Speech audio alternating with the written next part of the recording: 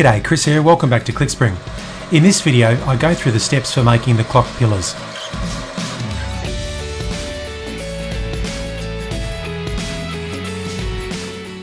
The job of the pillars is to hold the frames a fixed distance apart and also to give them some rigidity. So they're a structural thing, but they're meant to look good too. This is the profile I'm aiming for, and aside from the dimensions, I guess the main thing I want to see is that the curves and tapers all look the same on each of the three pillars. So let's get started. There's a few ways to make this part. For me it works best to do the end spigots first and then finish off the rest of the part between centres. That way all of the surfaces are concentric and I can pull the part out to check on it as many times as I want without introducing any errors. So I turn the first spigot to final size.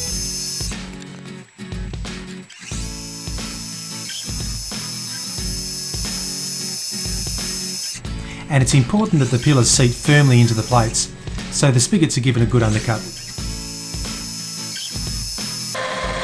Then I drilled and tapped it for the screws, and I made that centre drill hole quite large to give a good bearing surface for the 60-degree centre later on.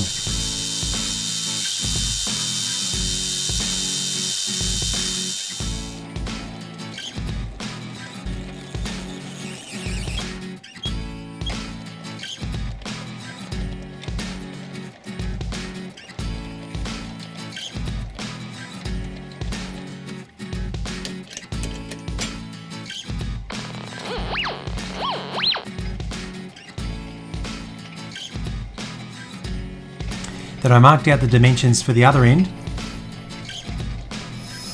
and then parted off, rechucked the other way around and repeated the same process for the other spigot.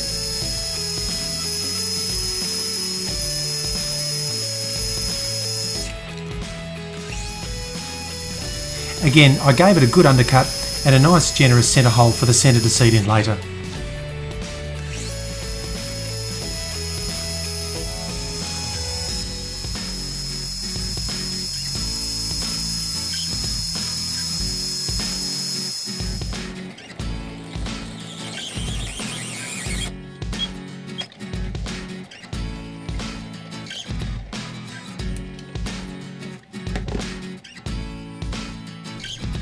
Now I don't have a drive plate for this lathe, so I'm going to turn a centre in place from this hex bar and then attach a driver to it instead.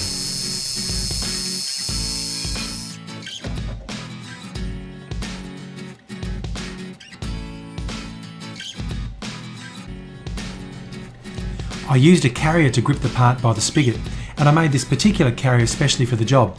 Click on the link if you want to see the video about that. So now with the part between centres, I can get started on the ornamental turning. First, the centre section was thinned down.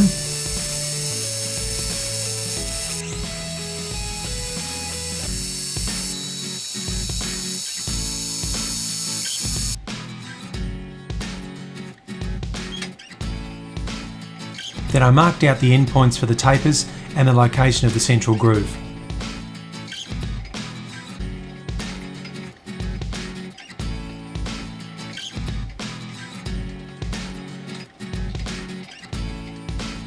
And I cut the tapers using an offset on the compound of about 4 degrees.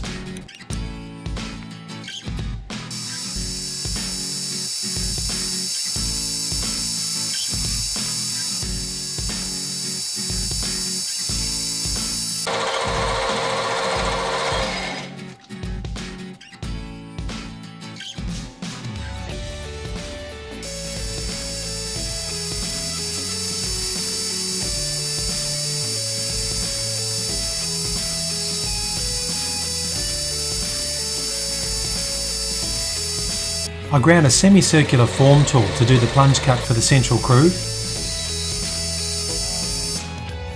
And I made a form tool for the end curves too.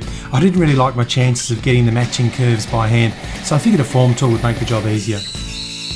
And honestly, I don't think I could have even gotten close without it.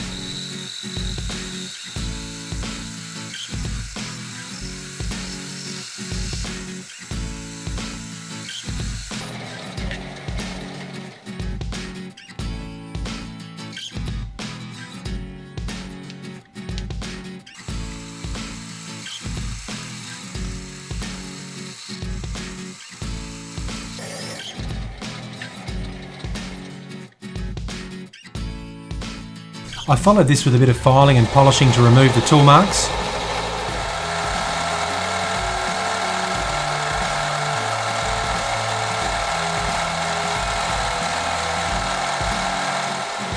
And then I put a very light taper on each of the spigots. This is to stop them getting jammed in the plates. Each spigot was given a test fit in the frames too to make sure all was well. And then a thin coat of clear lacquer.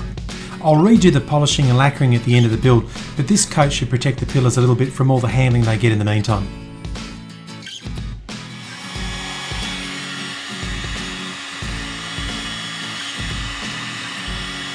Now all three pillars must have the same shoulder length, so I identified the shortest of the three, pushed it hard up against the chuck jaws, put in tailstock support, and then locked off the carriage. All of this is quite important because now I can take a fine cut across the shoulder face and know that the tool is effectively zeroed at what will be the shoulder length for all three pillars.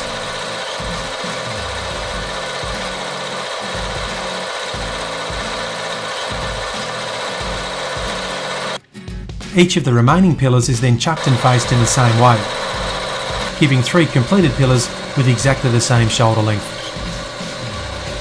In the next video, I'll make the washers and screws and also assemble the frames. Thanks for watching. I'll see you later.